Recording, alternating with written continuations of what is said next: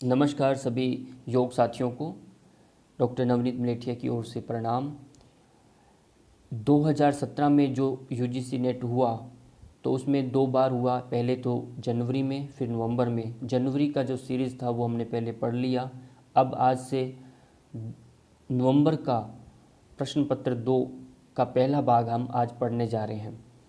इसमें सबसे पहले जो प्रश्न है वह ये है कि श्रीमद् भगवद गीता के किस श्लोक में समत्वम योग उच्यते का वर्णन हमें मिलता है। आप ध्यान दीजिए, जितने भी प्रश्न पत्रों में इनमें हम पढ़ रहे हैं तो ये सभी बहुत महत्वपूर्ण हैं और इनमें से ही बार बार घुमा फिरा करके प्रश्नों को पूछा जाता है। तो इसलिए हमें इन प्रश्नों के प्रत्येक विकल्प को अच्छे से समझना है और उससे संबंधित कौन कौन से प्रश्न बन सकते हैं उनको भी हम चर्चा करते हुए और प्रत्येक भाग में हम 10-10 प्रश्नों को हल करते जाएंगे। आज का जो पहला प्रश्न है वह यही है, समत्वम योग उच्यते का जो वर्णन है किस ग्रंथ में है, यानी कौन से अध्याय में है, ये बात चल रही है। तो समत्वम योग उच्यते है चे योग कर्मसु कौशलम है, इन दोनों में से बार बार प्रश्न आते हैं। ये तीसरे अध्याय का है कि नहीं, ये तीसरे अध्याय का नहीं है और ये बात स्पष्ट हो गया है। और ये समत्वम वाला जो है दूसरे अध्याय का 48वां श्लोक है और 50वां श्लोक जो है वो योग कर्मसु कौशलम है। अब दूसरे श्लोक में वहाँ पर क्या कहा है, वहाँ आता है योगस्थ कुरु कर्माणि संगम त्यक्त्वा धनंजय सिद्धे सिद्धो समो भूत्वा समत्वम योग उच्यते। ऐसा कहा है, हे धनंजय, तू आसक्ति को त्याग कर तथा सिद्धि और असिद्धि को में समान बुद्धि वाला होकर योग में स्थित हुआ कर्तव्य कर्मों को कर। समत्वम ही योग कहलाता है, यानी आपका चाहे उसमें सिद्धि हो चाहे असिद्धि, यानी उसमें आपकी जय हो चाहे पराजय हो, दोनों स्थितियों में अपने आप को स्थिर रखो और अपने कर्तव्य को करते रहो। ये समत्वम योग की परिभाषा है, यानी इस काम कर्म के बारे में इन्होंने कहा है। यह आपका स्पष्ट हो गया। इसी तरह से अगला जो प्रश्न है वह यह है कि सांख्य दर्शन के प्रवर्तक कौन हैं। आप जब सांख्य दर्शन की बात आती है तो आपने खाली सांख्य दर्शन के प्रवर्तक को याद करके छोड़ना नहीं है, बाकी इन चारों को भी समझना है। और ध्यान रहे दर्शन कितने, ये प्रश्न दिमाग में उठना चाहिए। दर्शन हमारे 6 हैं और 6 में से इनमें 2 कौन कौन से नहीं हैं उनके बारे में भी जानना है। चलिए पहले हम देखते हैं कि इसमें जो सबसे पहले गौतम जो हैं, ये गौतम ऋषि जो हैं, गौतम मुनि जो हैं, किस ग्रंथ के यानी दर्शन के रचयिता हैं, वो है न्याय दर्शन के रचयिता कौन है, गौतम मुनि। कपिल जो है ये सांख्य दर्शन के प्रवर्तक हैं, ये बिल्कुल सही उत्तर है इसका, ये ध्यान रखना है। और कनाद जो हैं वह वैशेषिक जो दर्शन है उसके रचयिता है, जैमिनी मीमांसा दर्शन के रचयिता है। अब बचे हुए 2 वो कौन कौन से, वह योग दर्शन है और दूसरा है वेदांत दर्शन है। योग दर्शन के आप जानते हैं महर्षि पतंजलि जी हैं और वेदांत के कौन है, वह है। अब वेदांत के भी 2 भाग हैं, उसमें एक प्राच्य वेदांत है और नव्य वेदांत है। प्राच्य वेदांत के जो हैं महर्षि बादरायण ऋषि जो हैं वो हैं और नव्य वेदांत के आदि शंकराचार्य जी हैं। इस तरह से आपको ये ध्यान रखना है। अगला जो प्रश्न बनता है आज का वह ये है, महर्षि पतंजलि के अनुसार यौगिक का कर्म किस प्रकार का होना चाहिए। अब योगी के कर्म के बारे में पूछा गया है तो हमें ये ध्यान रखना है 4 प्रकार के कर्म यहाँ पर दिए गए हैं, इनमें से योगी का बताना है। अब ये प्रश्न है पातंजल योग दर्शन सूत्र का। अब पातंजल योग दर्शन सूत्र में 4 पाद हैं और 4 पाद में जो चतुर्थ पाद है उसका नाम है कैवल्य पाद। कैवल्य पाद का ये 7वां सूत्र है, ध्यान रखना, चतुर्थ पाद का ये 7वां सूत्र है। और इसमें क्या कहा है कि कर्मा शुक्ला कृष्णम योगिन त्रिविधम इत्रेषाम, यानी कर्म और अशुक्ल, यानी कर्म जो हैं वह अशुक्ल और अकृष्णम जो हैं वह योगी के कर्म हैं और त्रिविध यानी 3 प्रकार के जो बचे हुए कर्म हैं वो अन्य के हैं। अब यहाँ देखो अशुक्ल अकृष्ण तो ये वाला हो गया, तो ये मतलब योगी का कर्म हो गया और बाकी के जो बचे हुए कर्म हैं वे अन्य संसारियों के लिए कर्म कहे गए हैं। इस बात का ध्यान रखना है। कई बार ऐसा पूछा जाता है कि कर्म का जो परिभाषा है वह किस पाद में से ली गई है और योगी का कर्म कौन सा, जिससे भी पूछा गया इस तरह से। अगला जो प्रश्न है वह ये है, निम्नलिखित में से आसन का वर्णन शिव संहिता में नहीं किया गया। इनमें से कौन से आसन का वर्णन शिव संहिता में नहीं किया गया है। अब शिव संहिता ग्रंथ है, शिव संहिता में 4 आसनों का वर्णन हमें मिलता है, ये ध्यान रखना है। और शिव संहिता में 4 पटल है, यानी 4 अध्यायों को पटल की संज्ञा दी है और इसमें 4 ही आसन है, ये भी ध्यान रखना, इसमें 4 ही आसन हैं। और अब 4 पटल में तीसरा जो अध्याय है, तीसरे नंबर का जो अध्याय है उसमें 100 नंबर का जो श्लोक है आप देखेंगे तो वहाँ पर आसनों के बारे में स्पष्ट वर्णन मिलता है। उसमें क्या लिखा है, सिद्धासनम तथा पद्मासनम च उग्रम च स्वस्तिकम। अब कहा सिद्धासनम, पहला कौन सा है, सिद्धासन, जो इसके अंदर नहीं है। फिर दूसरा है पद्मासन, इसमें दिया है। फिर उग्रासनम ये है, और स्वस्तिकासनम भी है। इसका मतलब क्या है कि भद्रासन की जगह यहाँ सिद्धासनम होना चाहिए था, ये भद्रासनम इन चारों में नहीं है, ये आपका गलत हो गया। तो इसी तरह से आपको इनको स्पष्ट करना है। और इस वीडियो को आप शेयर किया करें, लाइक किया करें, कमेंट किया करें, चैनल को सब्सक्राइब जरूर कर लें ताकि आपको आने वाली वीडियो समय समय पर मिलती रहे। अगला जो प्रश्न आज का ये है, कठोपनिषद में कितनी प्रधान नाड़ियों का वर्णन मिलता है। ये प्रश्न भी कई बार आता है। नाड़ियाँ हमारी मुख्यतः 3 हैं, इनमें से प्रधान नाड़ियाँ, अब ये तो बहुत ज़्यादा हैं, तो इनमें से आप कैसे इनको चयन करेंगे। अब कठोपनिषद जो है ये, इसमें से ये ध्यान रखना है, प्रश्न उठता है एक कृष्ण यजुर्वेद से है। पहले तो सीधा ही प्रश्न हो जाता है कई बार, कठोपनिषद किस वेद से है, तो कृष्ण यजुर्वेद से हैं। और इसमें 2 खंड है, यानी 2 अध्याय दिए गए हैं। इसमें 2 आपके अध्याय हैं और 2 अध्याय के अंदर भी, इनमें पहले अध्याय के अंदर 3 वलियाँ हैं और दूसरे के अंदर भी 3 वलियाँ हैं, इस बात का ध्यान रखना है। और ये नाड़ियों का जो वर्णन है वह जो सेकंड अध्याय जो है, पहले वाले में सेकंड वाले अध्याय के अंदर 3 वलियाँ हैं, इनमें से दूसरी वल्ली का, कौन सी, दूसरे अध्याय का अंतिम जो तीसरी वल्ली का ही 16वां श्लोक है ये, यानी 16वां जो आप हम पर मंत्र देखेंगे तीसरी वल्ली का, उसमें हमें वर्णन मिलता है कि क्या वर्णन मिलता है कि 101 नाड़ियां हैं वहाँ पर, आप उसको देख लीजिएगा, 101 नाड़ियों का वहाँ पर वर्णन मिलता है। ये बिल्कुल स्पष्ट है और ये आपको बड़ा रेफरेंस आपको मिल गया है, तो इससे आप वहाँ पर जा कर के देख सकते हैं। अगला जो प्रश्न है वह हठ रत्नावली के अनुसार चित्तवृत्ति निरोध कहलाता है। अब चित्तवृत्ति निरोध कहलाता है हठ रत्नावली के अनुसार। अब हठ रत्नावली के अंदर पहले तो यही आता है कि हठ रत्नावली ग्रंथ जो है किसके द्वारा लिखा गया वह महर्षि, आप इसमें योगी श्रीनिवास के बारे में, यानी श्रीनिवास योगी जी हुए हैं जिन्होंने ये हठ रत्नावली के बारे में लिखा है, उनका ग्रंथ है।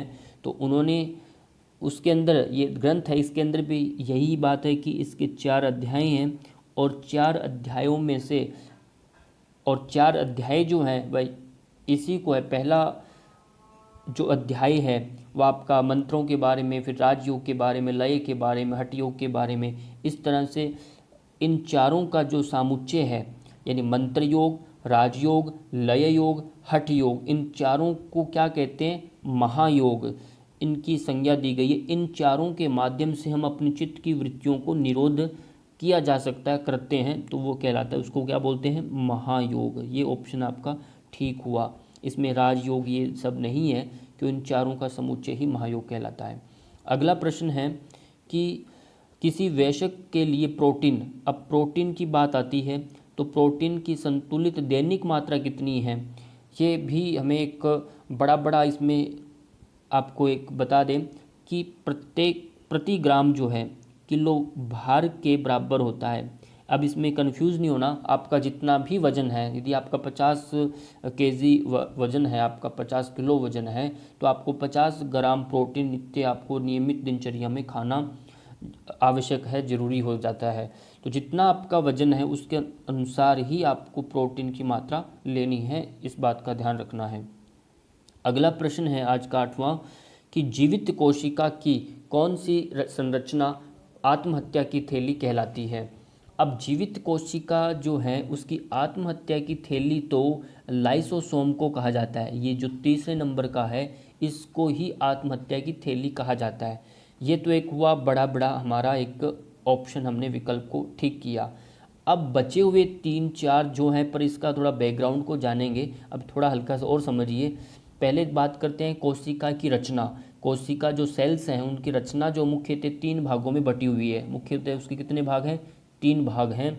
उनमें से पहली जो भाग है उसका नाम है कोशिका कला, जिसे हम सेल मेम्ब्रेन बोलते हैं। दूसरा जो है कोशिका द्रव्य है, साइटोप्लाज्म बोलते हैं जिसे हम। तीसरा है केंद्रक, जिसे हम न्यूक्लियस बोलते हैं। अब ये सारा जो प्रश्न है वह कोशिका द्रव्य है ना, ये सारा प्रश्न जो है ये कोशिका द्रव्य यानी साइटोप्लाज्मा से संबंधित है। ये साइटोप्लाज्म यानी 2 नंबर का जो ऑप्शन मैंने बताया था इसमें नहीं, 2 नंबर का जो कोशिका की रचना का 3 भाग थे उसमें दूसरा भाग था कोशिका द्रव्य, ये उससे संबंधित है सारा प्रश्न। कोशिका द्रव्य जो है इसको हम साइटोप्लाज्मा से संबंधित हैं। और कोशिका के साइटोप्लाज्मा में क्या होता है? कार्बनिक पदार्थ जो प्रोटीन, कार्बोहाइड्रेट रहता है, और अकार्बनिक जो पदार्थ हैं वह phosphate, chloride, calcium, sodium, potassium आदि को बोलते हैं अकार्बनिक पदार्थ। इस तरह से ये सब जीवित यानी नॉन लिविंग भाग है। इस बात का स्पष्ट हो गया ये क्या है? नॉन लिविंग यानी ये आपकी अजीवित कोशिकाएं कहलाती हैं। अब आता है कि यहाँ बात हो रही थी जीवित कोशिकाओं की, ठीक है। तो ये अब साइटोप्लाज्मा में कुछ सक्रिय रचनाएं भी होती हैं, कुछ एक्टिव होती हैं जिन्हें हम सक्रिय अंगक कहते हैं। अब जिनमें कलामय अंगक है उसमें एक भाग है साइटोप्लाज्मा में, तो वो है कलामय अंगक। कला में उसको बोलते हैं मेम्ब्रेन्स। जो ऑर्गन्स हैं, ऑर्गनल्स जो हैं वो कौन कौन से हैं? जिसमें गोल्जी उपकरण आता है, जो आपका गोल्जी उपकरण है जिसे हम गोल्गी एपरेटस बोलते हैं, ये वाला, ये उसमें आता है। ये सक्रिय जो आपके जीवित कोशिकाओं के भाग हैं ये। और फिर आता है लाइसोसोम, जो आपका आत्महत्या थैली बोला। सेंट्रोसोम है, ये आपका फर्स्ट नंबर वाला है ऑप्शन।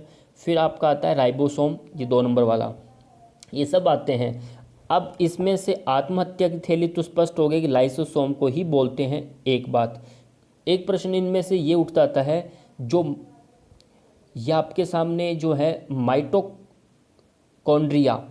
इसमें नहीं है। माइटोकॉन्ड्रिया भी इसी का साइटोप्लाज्मा का यानी जीवित कोशिका का भाग है। माइटोकॉन्ड्रिया को क्या कहा जाता है? कोशिका का पावर हाउस बोला जाता है। जैसे आत्महत्या थैली पूछा गया प्रश्न, ऐसे ही कई बार पूछा जाता है कोशिका, किस कोशिका को पावर हाउस की संज्ञा दी गई है? तो आपका उत्तर रहना चाहिए माइटोकॉन्ड्रिया। फिर आता है राइबोसोम जो है, राइबोसोम को प्रोटीन फैक्ट्री के नाम से भी जाना जाता है। राइबोसोम को किसके नाम से जाना जाता है? प्रोटीन फैक्ट्री के नाम से। इसलिए इन सब का भी उत्तर आपको कुछ ही तरह भी आए आपको स्पष्ट रखना है। अगला प्रश्न आज का, पंचकोश की अवधारणा का किस में उल्लेख किया गया है? अब पंचकोश जो हैं, ये पंचकोश आपको ध्यान होगा कि जिसके अंदर आपका प्राण, आपका सबसे पहले अन्नमय कोश है, फिर आपका प्राणमय, मनोमय, विज्ञानमय, आनंदमय, ये 5 कोश हैं। इन 5 कोशों का जो वर्णन है यहाँ पूछा गया किस उपनिषद में किया गया है? वो है तैत्तिरीय उपनिषद। जो तैत्तिरीय उपनिषद जो है इसके अंदर पंचकोशों का वर्णन किया गया है। और तैत्तिरीय जो है, अब ये कृष्ण यजुर्वेद से संबंधित है। अब कृष्ण, अब तैत्तिरीय तित्र, अब इसको थोड़ा सा आपको मैं बता देता हूँ कि याज्ञवल्क्य के जो ऋषि हैं, याज्ञवल्क्य के जब शिष्य के रूप में वैशंपायन ऋषि के आश्रम में जब पढ़ा करते थे, याज्ञवल्क्य के अपने जितने भी साथी थे यानी वैशंपायन के जितने भी शिष्यों में से सबसे मेधावी थे। और किसी कारण से इनको ये कहा गया कि मेरा ज्ञान वापस तुम दे दीजिए, तो यानी वापस उगल दो, यानी आपने वापस मेरा ज्ञान करो। तो इन्होंने क्या किया? वमन कर दिया ज्ञान का। क्या किया? वमन जब करते हैं, उल्टी जब करते हैं, तो बाकी ऋषियों को वैशंपायन ऋषि ने आदेश दिया कि तुम इसको निगल लो, ठीक है, तुम इसको खा लो, निगल लो। तो उन्होंने क्या किया? अपने शिष्यों ने क्या? तित्र का रूप धारण कर लिया।